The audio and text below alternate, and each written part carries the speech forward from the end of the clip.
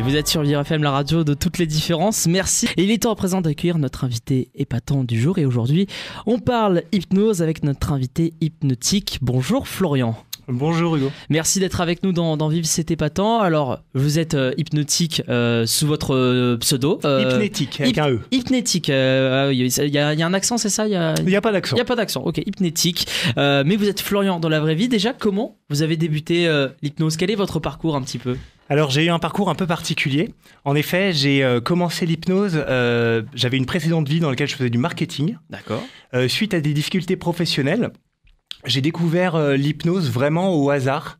Où en fait, on m'a conseillé, un psychologue m'a conseillé d'aller découvrir, d'aller travailler mon lâcher-prise, et j'ai découvert ça via l'hypnothérapie. Et c'est aussi une des pratiques que vous faites. Donc c'était complètement un changement de parcours. Vous êtes passé du marketing à une autre discipline. Exactement, ça devient de plus en plus courant en ce moment. C'est sûr.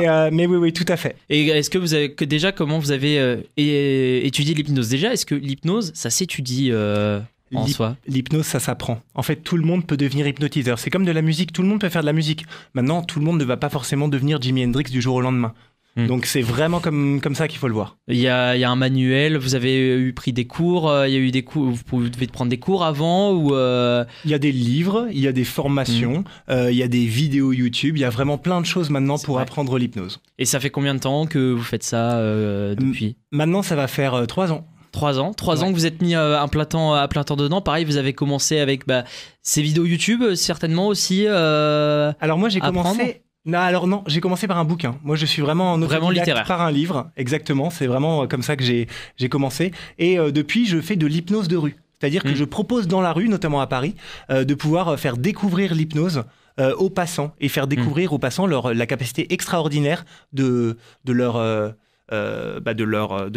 inconscient et de leur cerveau. Justement, Florian, c'est un type d'hypnose que vous pratiquez puisque vous faites l'hypnose de rue, mais aussi l'hypnose de spectacle. C'est quoi aussi la différence entre les deux? Vous l'avez dit déjà, l'hypnose de rue, c'est vraiment dans la rue. Vous êtes présent à Paris, vous rencontrez les passants.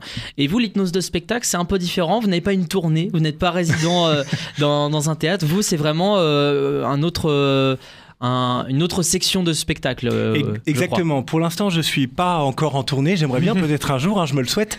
Mais pour l'instant, je propose effectivement des prestations pour des anniversaires, des mariages, des enterrements de vie de garçon ou de vie de jeune fille, et pour des entreprises. Il y a beaucoup d'entreprises qui cherchent à chaque année pour les employés à trouver des animations qui changent. Et c'est vrai que l'hypnose, maintenant, ça commence à avoir le vent en poupe, et c'est vraiment de plus en plus apprécié par plein de monde. Oui, parce que c'est atypique d'avoir une activité comme l'hypnose à un mariage, à un enterrement de vie de garçon, tout ça. Alors là, vous vous en souviendrez toute votre vie. Un anniversaire, un mariage avec un hypnotiseur, ça va vraiment être quelque chose dont vous vous souviendrez tout le temps. Ah là je pense que si on peut vous faire confiance, je pense, il y a pas de souci. Vous avez dit que vous êtes de l'hypnose de rue aussi. Déjà, comment se déroule l'expérience dans la rue quand vous rencontrez les passants? Quel est le déroulé de l'expérience? Alors déjà, il faut les aborder pour les convaincre d'essayer l'hypnose de rue. C'est une première chose. Mais on va également leur expliquer c'est quoi l'hypnose, démystifier un peu l'hypnose, parce qu'il y a beaucoup de fausses croyances autour de l'hypnose. Et ensuite, les faire participer à des petits tests de réceptivité pour vérifier leur réceptivité. Alors, on est tous réceptifs à l'hypnose, mais à différents degrés. On teste leur réceptivité et après, on leur montre justement le pouvoir de l'hypnose et voir jusqu'où ils sont capables d'aller dans l'hypnose. Donc on est tous hypnotisables, mais à un certain niveau, certains degrés. Comment ça se différencie ces degrés d'hypnose? En fait, il y a plusieurs choses. Et ça, on sera peut-être capable de faire une démonstration, mais en fait, il y a le côté de s'endormir. Alors pour info, en état d'hypnose, on ne dort pas. On a l'impression que les gens dorment, mais en fait, on entend tout, on est conscient de tout et on se souvient absolument de tout. Ça, c'est le premier niveau. Et après, on va passer dans des suggestions hypnotiques. Les suggestions, c'est ce qu'on fait beaucoup en spectacle. Ça peut être d'avoir les pieds collés au sol, d'oublier son prénom, ou même d'avoir une hallucination. C'est le niveau le plus élevé. Et bien sûr, il y a moins de personnes qui sont capables d'atteindre ce niveau. Plus on monte dans les degrés, et moins il y a de personnes. D'accord, donc il y a une minorité de personnes, plus on augmente de degré, moins il y a de personnes qui peuvent être atteintes. Ça arrive souvent, c'est plutôt rare que vous tombez sur des cas isolés avec un degré élevé dans la rue. Non, c'est assez fréquent. Il faut savoir que ceux qui sont capables d'aller au plus haut niveau, généralement ça représente 20% de la population, on dit. D'accord. Donc une personne sur 5. Ok, donc c'est vraiment très peu, quoi. Oh bah, une personne sur 5, c'est très peu, ça dépend. Pour moi, Oui. je trouve ça quand même pas mal, en fait. Hein. Et sur les niveaux, plus on baisse de niveau et plus ça élargit. Mais globalement, allez, entre 80 et 90% des personnes peuvent vivre cet état de détente et de relaxation qu'est l'hypnose. Et qu'est-ce qu'ils en pensent, le public dans la rue? Puisque au-delà de ces petits tests, vous leur donnez des idées, vous démystifiez ces idées justement sur l'hypnose. Donc ils en sortent, j'imagine, avec une expérience plutôt positive, mais surtout ils ont quand même appris quelque chose où on sent qu'ils se sont fait arrêter, mais pour une bonne raison finalement. C'est exactement ça. C'est exactement ça. Moi, l'objectif, c'est de démocratiser l'hypnose et de donner une expérience vraiment positive. Généralement, quand je fais découvrir l'hypnose dans la rue ou même en spectacle, les gens tout de suite se disent: ah, mais alors l'hypnose, si ça fonctionne vraiment, je peux faire quelque chose via l'hypnothérapie. Je peux vraiment améliorer ma confiance en moi, mon stress, gérer une phobie, arrêter de fumer. C'est assez classique. Mais en fait, ça ouvre une porte. Et les gens arrivent. Pour moi, l'hypnose, c'est un peu sous-coté, c'est-à-dire que on se rend pas compte du pouvoir de cet outil. Et c'est un outil dans des bonnes mains qui peut vraiment être très intéressant. Et je crois d'ailleurs, justement, pour parler d'hypnothérapie, vous pratiquez vous aussi l'hypnothérapie en tant que hypnothérapeute. Hypnothérapeute, tout à fait, ouais. justement. Oui, tout à fait. Je suis également hypnothérapeute. Je développe plus la partie spectacle, mais je suis également hypnothérapeute pour pouvoir aider les personnes très rapidement, parce que c'est une thérapie brève. Donc en 1 à 3 séances pour une problématique, ça suffit. Et comment ça se passe une séance d'hypnothérapie Une séance d'hypnothérapie va durer entre 1h et 1h30. Globalement, ça va être une partie au début où on va discuter pour commencer à comprendre la problématique. Puis il y aura l'hypnose en tant que telle. On va plonger la personne dans cet état dans lequel elle est consciente de tout. Elle va même pouvoir parler avec l'hypnopraticien. Mais juste, on va l'aider à aller rechercher les ressources à l'intérieur d'elle pour pouvoir dépasser ces blocages, ces obstacles. Et du coup, la personne va être entièrement consciente de ses mouvements, donc on va un peu rentrer dans son conscient, son subconscient, on va un peu rentrer dans ses pensées pour au final lui faire parler, c'est ça? Alors, c'est pas vraiment ses pensées. Après, on va parler d'inconscient ou de subconscient. Globalement, l'idée, c'est vraiment de se dire qu'on va mettre le conscient et le subconscient à peu près à un même niveau, de façon à ce qu'il y ait une vraie communication et qu'on puisse les changements qui sont conscients, la personne a envie de changer consciemment, elle vient consulter pour ça, et bien qu'on puisse les passer au niveau inconscient pour que la personne se sente aidée de façon automatique à atteindre ses objectifs. C'est vraiment comme ça que je pourrais imaginer la chose. Alors là, l'hypnothérapie, c'est sur 3 séances d'1 heure. Là, l'hypnose de rue, c'est un peu moins long. C'est complètement. C'est quelques minutes en fonction des temps que la personne a. Par contre, si on a une personne qui est très réceptive et qui adore ça et qui a envie de prolonger, on peut prendre une demi-heure, 1 heure des fois et faire vivre des choses vraiment extraordinaires. Alors justement, vous êtes venu aussi à la radio un peu plus tôt aujourd'hui puisque vous avez fait quelques tests de réceptivité. On va en parler tout à l'heure, mais là vous allez nous proposer une démonstration qu'on va pouvoir nous entendre à la radio, qui est complètement accessible. Pour cela, vous avez pris plusieurs cobayes à un moment donné. Cobayes, volontaires. Plusieurs volontaires, effectivement, des bénévoles, on peut dire. Dans votre expérience, vous avez pu faire un test et vous avez notamment, je crois, récupéré un de nos animateurs, Léo Tassel, qui est à vos côtés. Rebonjour Léo, puisque vous étiez dans l'émission d'avant. Oui, rebonjour Hugo. Et c'est quoi, on va pas perdre plus de temps, je vous laisse directement vous proposer l'explication. Je vous laisse maintenant nous proposer la démonstration tout de suite. Alors oui, effectivement, je suis venu un petit peu plus tôt pour tester un peu toute l'équipe. On avait 6 personnes qui se sont prêtées à l'exercice. 5 d'entre elles ont réussi à vivre cet état de détente. Mais c'est vrai que parmi les volontaires, on a eu Léo que je ne connaissais pas auparavant et qui s'est montré plutôt réceptif à l'hypnose. Alors comment ça s'est passé? On a fait des petits tests de réceptivité, peut-être celui que vous connaissez, qui a été popularisé par Mesmer, de sortir les index et de les voir se rapprocher puis se coller. Donc on a fait plusieurs petits tests pour en arriver à cet état de détente. Donc Léo, dans un premier temps, je peux te tutoyer? Mais bien sûr. Ok, ça marche. Je vais te proposer de juste pouvoir te détendre, te relâcher. Ouais. Et alors l'avantage, c'est que j'ai déjà pu tester J'ai déjà pu tester Léo, donc ça va aller très très vite. Ok. Donc là, c'est vrai qu'on est en vidéo. On est à la radio, donc on n'a pas de vidéo. Et l'idée, c'est de pouvoir montrer quelque chose. Mais déjà, j'ai besoin que Léo puisse se détendre. Donc là, juste Léo, tu vas pouvoir prendre une grande inspiration, te détendre et juste dormir. Détendu, relâché. Alors, bien en équilibre sur la chaise, voilà. Mais complètement dans cet état de détente et de relaxation. Exactement. Donc là, il entend tout, il est conscient de tout et il se souvient d'absolument tout ce qui se passe. C'est juste qu'il est dans un état de détente très agréable. D'ailleurs, dès qu'on a testé l'hypnose, souvent on a très envie d'y retourner parce que c'est un état de détente très agréable. Et ce qui est marrant, c'est que là, à partir de maintenant, on va pouvoir faire avec Léo des petites suggestions. Par exemple, Léo, dans un instant, tu vas pouvoir nous raconter ce que c'est un peu l'hypnose, mais tu vas voir que ta voix va être uniquement très aiguë. La seule voix qui va sortir de toi, ça va être uniquement une voix très aiguë. Et il n'y a que cette voix-là, et tu vas nous expliquer l'hypnose avec ta voix très aiguë, et pour toi, ça sera tout à fait normal. Et 1, 2, 3, tu peux te redresser, ouvrir les yeux maintenant. Ça va ? Oui. Ok. Est-ce que tu peux nous expliquer l'hypnose, un peu ce que ça fait d'être détendu ? C'est vrai qu'on entend tout ce qui se passe, mais on a l'impression d'être un peu entre le rêve et la réalité. Ok. Ça marche ? Oui. Ça fait du bien, et puis on a l'impression de dormir, mais sans vraiment dormir. D'accord. Merci Léo. Oui, ça rigole un peu dans le studio. Pourquoi il rigole ? Mais je sais pas. Non, mais c'est vrai que c'est compliqué à expliquer, mais en tout cas, ça fait du bien. Alors attends, regarde, tu vas reprendre ta voix normale maintenant, mais juste tu vas redormir. Détendu, relâché.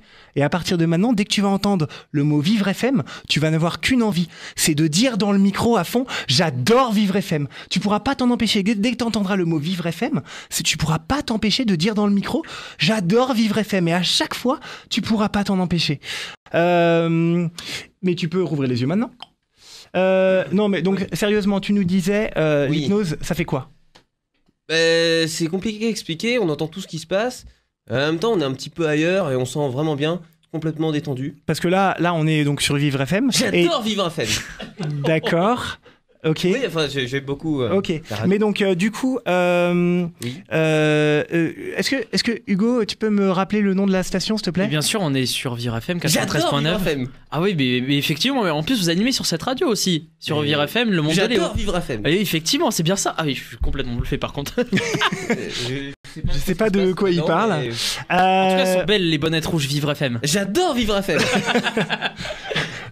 En tout cas, c'est pas mal pour faire de la pub, tu vois. Ouais, c'est sûr. Et donc, on va pouvoir aussi aller un petit peu plus loin. Ça s'appelle un ancrage. Un ancrage, ça veut dire que dès qu'il va entendre le mot Vivre FM, il va avoir qu'une envie, c'est de pouvoir dire qu'il adore Vivre FM. J'adore Vivre FM. Voilà, exactement. Mais alors, on va pouvoir effectivement aller un peu plus loin. On va être capable, par exemple, tu vas juste dormir. Voilà, ok. Et tu vas juste te rendre compte, Léo, que à partir de maintenant, tu vas pouvoir parler absolument normalement, nous expliquer là aussi un peu l'hypnose et nous dire un peu quels sont, si tu trouves ça agréable. Par contre, tu ne vas pouvoir prononcer qu'un mot sur deux. Il n'y a qu'un seul mot sur deux qui va sortir de ta bouche, qui va être prononcé et l'autre ne sera jamais prononcé. Mais tu vas pouvoir parler de façon super fluide en ne prononçant qu'un mot sur deux. Et 1, 2, 3, tu peux ouvrir les yeux maintenant. Dis-moi, Léo, ça fait quoi les ressentis d'hypnose ? Tu te sens comment en fait ? Plutôt agréable, temps, et c'est expliqué. Et en même temps, c'est bien parce que un peu, et quand le matin, mieux. Ok, alors je sais pas pour vous, mais moi j'ai pas très bien compris. Du coup, on va voir s'il peut nous expliquer ça autrement. Juste dors, voilà. Et tu vas te rendre compte, Léo, qu'à partir de maintenant, tu récupères la parole normale. Hein, tu vas pouvoir reparler normalement, mais par contre, uniquement en martien. Tu vas parler uniquement en martien. C'est ta langue martienne, je la connais pas. C'est la langue que tu inventes, mais tu parles en martien et c'est tout à fait normal pour toi. Et 1, 2, 3, tu peux ouvrir les yeux maintenant. Du coup, Léo, tu nous disais, au niveau de tes ressentis, j'ai pas très bien compris, explique-nous.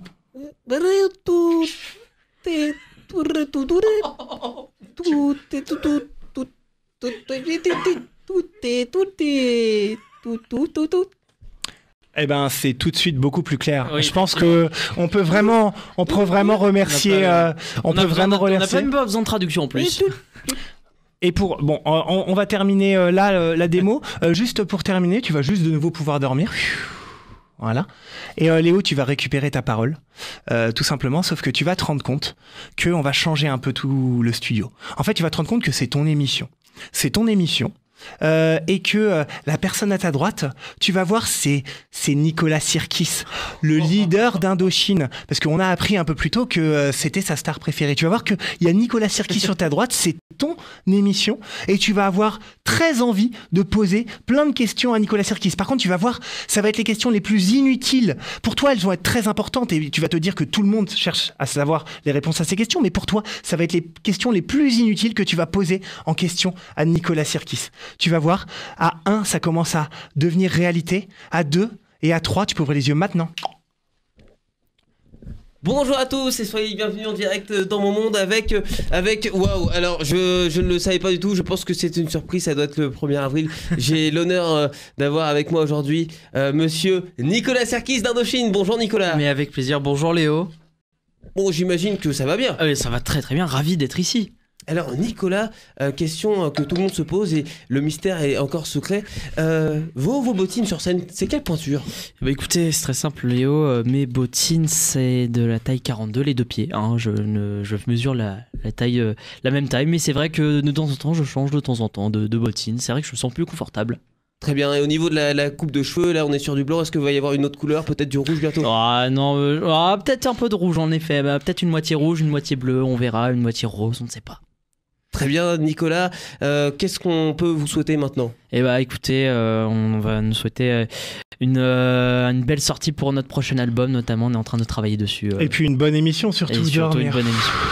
Voilà, bien en équilibre. J'étais donc Nicolas Sirkis.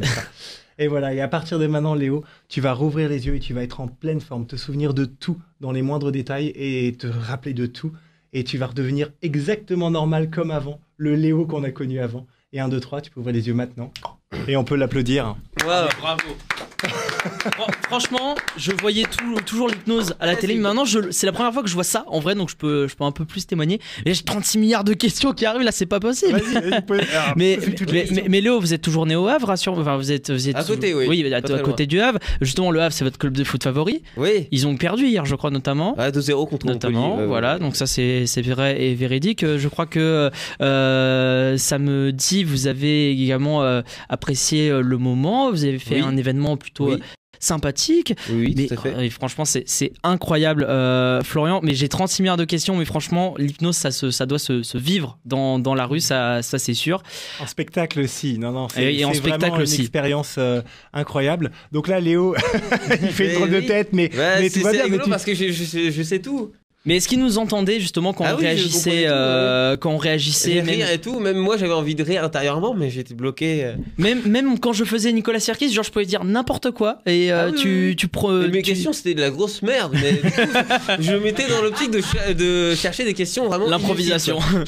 Non mais écoutez, donc, franchement, si jamais vous croisiez donc Florian hypnétique dans la rue, c'est à tester, histoire de vous plonger dans l'ambiance. Il y a notamment aussi de nombreux hypnotiseurs à voir en spectacle notamment, et je pense notamment aussi au paysage de l'hypnose aussi. Il y a une parité où il y a beaucoup plus d'hypnotiseurs et moins d'hypnotiseuses. Il y a notamment Djurda qu'on avait reçu ici sur VireFM. Si vous avez justement un message à faire passer à tous ceux qui veulent un jour devenir comme vous des hypnotiseurs ou des hypnotiseuses, vous aurez envie de leur dire quoi? Alors moi effectivement, ça serait cool que ça se féminise un peu dans le milieu.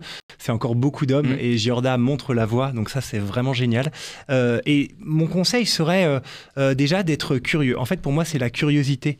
On se dit on peut faire ça et effectivement en fait ça prend pas si longtemps que ça à apprendre et on peut vraiment s'amuser. Je dis pas que tout le monde va devenir hypnotiseur de spectacle demain ou hypnothérapeute, mais en tout cas c'est accessible, ça se tente, ça se teste et vraiment avec ça vous animez une soirée, mais enfin vos amis.